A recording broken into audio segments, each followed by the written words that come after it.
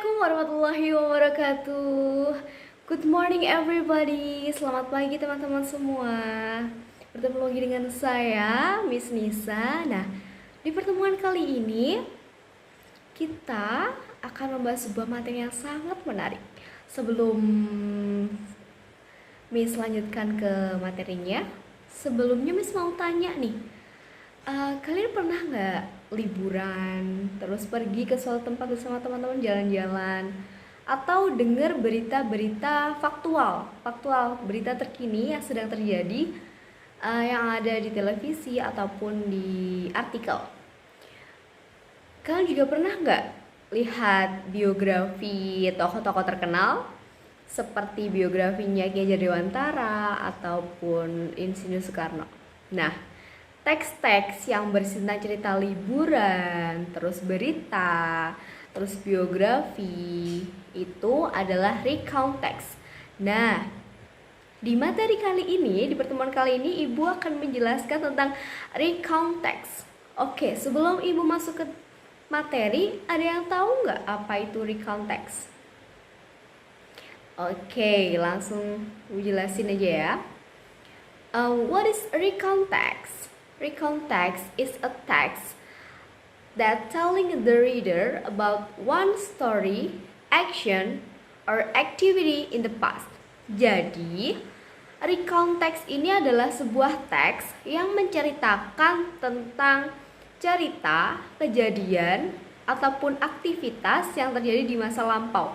Jadi suatu kegiatan yang kita ceritakan dalam sebuah teks itu kita namakan dengan recount text.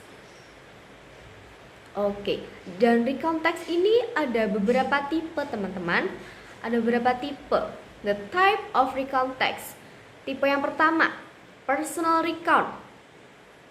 This type of the text is used to retell an event experienced by one person.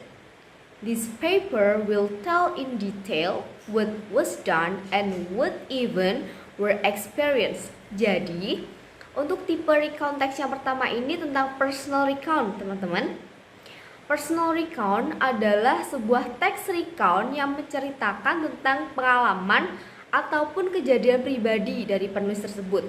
Jadi bukan orang lain, bukan tentang sebuah masyarakat atau lembaga, tapi tentang pengalaman pribadi. Yang kedua, type of recount text yang kedua adalah factual recount. This type of recount text also tells about events in the past.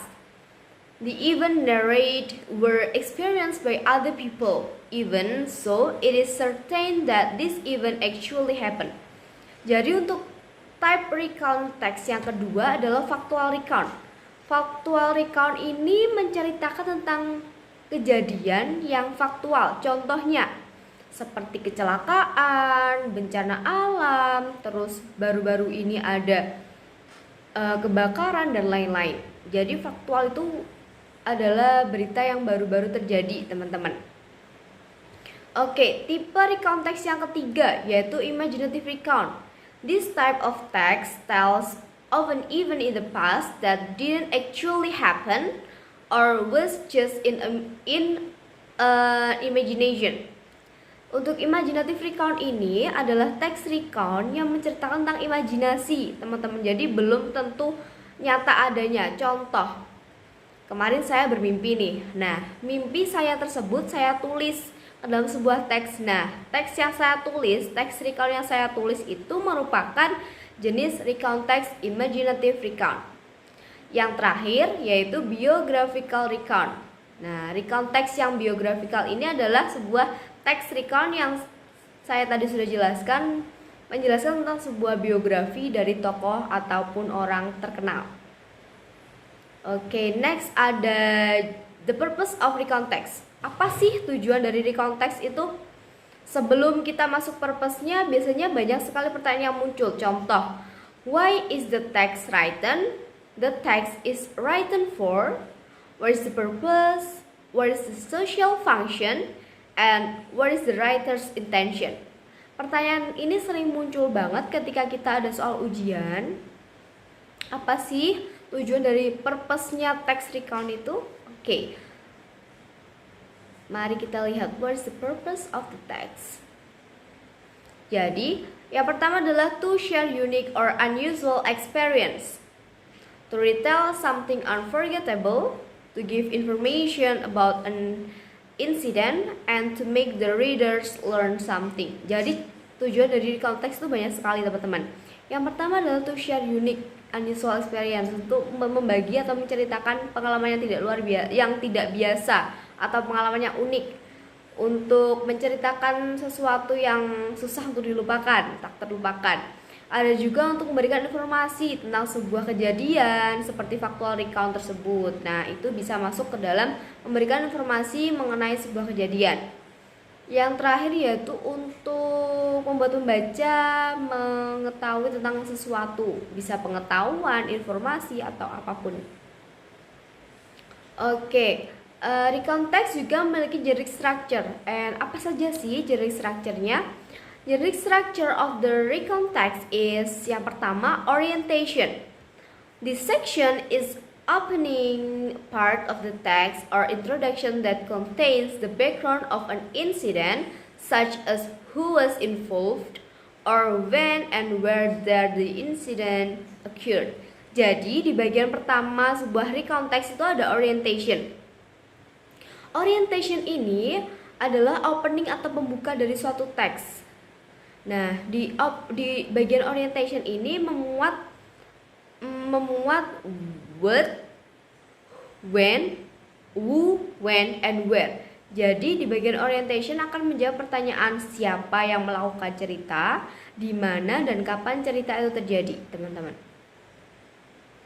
Oke. Selanjutnya, generic structure of recount text yang kedua ada series of event. Series of event ini, this section is part of the content of the text that contains a series of sequential event experienced by the author. Jadi di series of event ini merupakan sebuah inti dari cerita recount text itu. Isi kejadian, experience atau ceritanya itu ada di series of event. Next ada reorientation. Reorientation, this section is the closing of the text which contains conclusion, message, impression, or revealing of the author on the event experience. Jadi di reorientation ini adalah bagian penutup di mana mengandung pesan ataupun kesimpulan dari cerita tersebut. Oke. Next kita ada language feature of recount text. Jadi recount text ini mempunyai language feature. Yang pertama adalah using simple past tense. Kenapa using simple past tense? Karena dia merupakan teks yang sudah terjadi di masa lampau. So, we should use simple past tense. And then conjunction and chronological connectors. Jadi di teks ini juga ada kata penghubung. Contohnya for, and, nor, but. Ada juga menggunakan using adverb of sequence, contohnya first, then, after that. Ada juga using adverb of time, karena lampau, jadi adverb of time-nya ada yesterday, last week, last year, last month, and etc. Oke, sekarang Miss punya contoh recount text. Ayo kita analisis bareng-bareng ya. Example of recount text. Paragraf pertama. Tadi sudah dijelaskan, paragraf pertama adalah bagian dari orientation yang mana mengandung pertanyaan who, where, dan when. Siapa, kapan, dan di mana terjadinya sebuah cerita tersebut. Bagian yang kedua ada series of event yang mana dia mengandung isi dari cerita recount text tersebut. Terakhir yaitu ada reorientation. Reorientation itu mengandung message atau pesan dari cerita tersebut. Bisa juga conclusion ataupun kesan dan pesan mengenai sebuah recount text tersebut. Oke. Yeah, that's all of my explanation today. Thank you for your attention, guys, and see you next meeting. And last I say, wassalamualaikum warahmatullahi wabarakatuh.